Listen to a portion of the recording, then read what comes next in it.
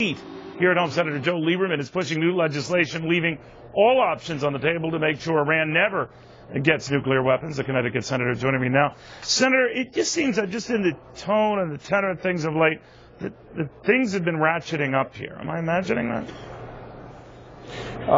No, things have been ratcheting up, and the reason is that notwithstanding the impact that the economic sanctions are having on the Iranian economy, currency really inflating, the fanatical regime that runs the country hasn't stopped its nuclear development program one whit. So this is a year of decision, and I'm very pleased at how the West is holding together so far. Really, not just the West, but the whole non-Iranian world, because Iran with nuclear weapons is bad for everybody. But we're inconsistent on that when it comes to cracking down on Syria, which would obviously send a message to Iran. Night and day cases, I grant you.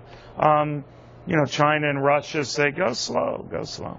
Yeah, I agree. China and Russia are really outliers on this one.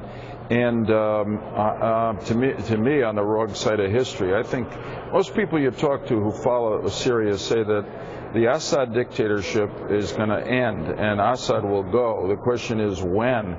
Obviously, right now he's just slaughtered in the last week hundreds of his own people, and the world really has to get mobilized to try to help the people of Syria to secure their own freedom. But the other thing to say is that when Assad goes, he's the one major ally in the Arab world that Iran has, and it's a tremendous body blow for Iran. So I think it raises the pressure on Iran to come to terms. Well, what is our obligation there? I know we got a little off topic, I apologize, but it escalates to the degree it has, and we get all this video that comes in that just is horrific, and this is the proper stuff we're showing here. Do you think that we just stand by? Should we stand by? Does it complicate how we deal with Iran, and maybe we're rightly focusing on Iran and not Syria? What? No, I think we've got to focus on both, but the immediate crisis is really in Syria. But it's related to Iran, as I said, because Iran, not only because Syria is Iran's number one ally in the Arab world, but because Iran is supplying the Syrian army and Assad with the military equipment with which they're killing their own people. And I have reason to believe that there are Iranian personnel in there advising the Syrians how to do just that. So what can we do?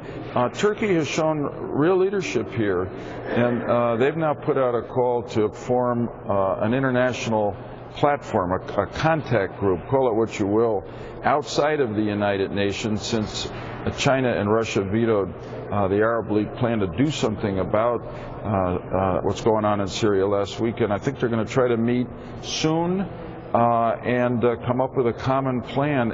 As far as I'm concerned, the rest of the world ought to put as much pressure as we can on Assad to leave. But if he doesn't, I think we've got to more actively support the Syrian people, including the opposition army, to give them some training, maybe some intelligence, and the weapons to fight the weapons that the Syrian army is turning on their own people.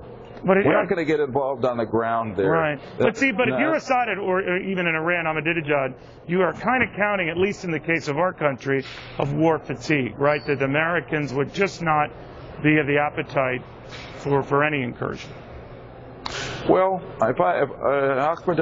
Ahmadinejad will be mistaken if he thinks this gives them, if he either gives Assad a free pass or him a free pass in developing nuclear weapons. I mean, the good thing to say about Syria is that the Arab League is really motivated here. Turkey is motivated. I think one of the great results here, I hope, will be that we'll see the Arab countries, Turkey, the non-Iranian countries of the Middle East assume the major responsibility for supporting the opposition in Syria and getting rid of Assad. In regard to Iran, President Obama has said it's unacceptable for Iran to have nuclear weapons, and all options are on the table. I think once you say that as the President of the United States, either the Iranians change their behavior or they're going to face first more economic pressure, and if that doesn't work, military strikes.